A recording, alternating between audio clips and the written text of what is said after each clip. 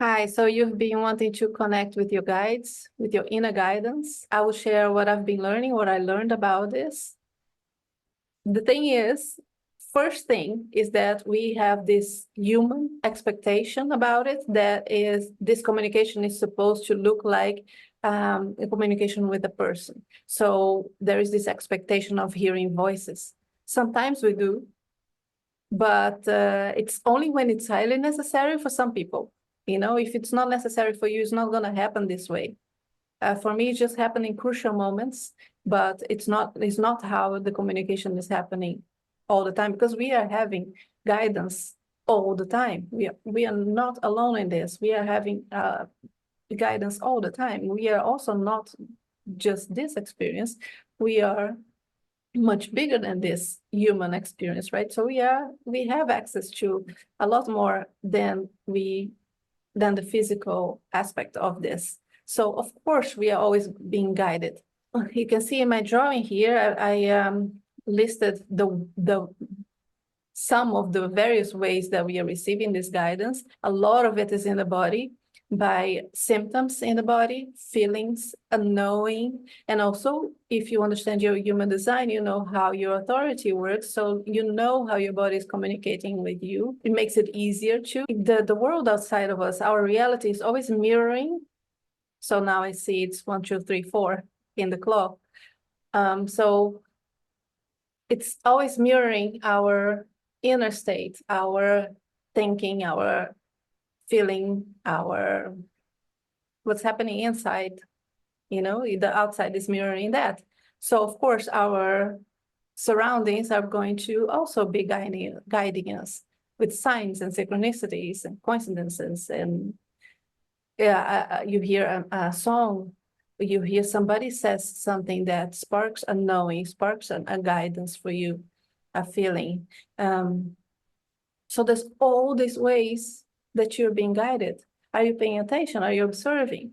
And that's where the calling, because say you have a friend that is always texting you, always calling you, always communicating with you, but you're always ignoring. So there's not an opening there for a relationship. So now if you are here wanting to start this communication, starting this relationship, really receiving your guidance, start speaking. And I have an article about it, about journaling, the ways that I put this into practice to have this communication more clear in words. Start communicating, speaking, writing, asking, and observing the signs, observing the feelings, observing the body symptoms. A lot of times your symptoms are telling you something, most or all the time. Symptoms are telling you something, right? That's also a guidance. So then with this communication, you're going to start receiving, right? You receive the guidance, you receive the knowing, you receive the information. Are you receiving? Are you trusting it? That comes to the next thing, that is, it's not a mind thing, it's not a rational thing. So a lot of times it takes trust. Can you trust it? So that's the invitation to start your experiment of, can I trust it? What if I would trust this? What if I would start observing, being more present, and observe and receiving this guidance that's always here for me? What is there? Because, you know, sometimes we have like readings and healing sessions and things like that. And then so often then we get happy about the confirmation. Oh, this confirmed this for me. There's a confirmation there for me. We have that feeling of, oh, I can trust this now because somebody else said it, because it was confirmed. It is very important to have confirmation. It helps a lot. But what if you just start trusting more? Like you confirm it for yourself by trusting. What if I trust? What do I do with this? What is this telling me? So there's all these ways where your body is communicating with you. Your world is communicating with you. That's your inner guidance. That's your spirit guides. That's your knowing. That's there for you.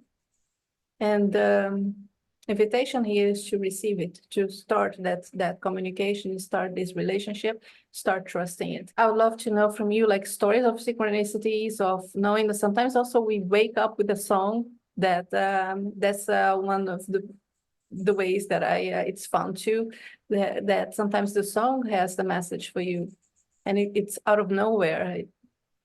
Those are fun things. There are many ways that this can be a lot of fun to observe and to receive. So it would be nice to hear your stories in the comments, and I see you next time. Ciao.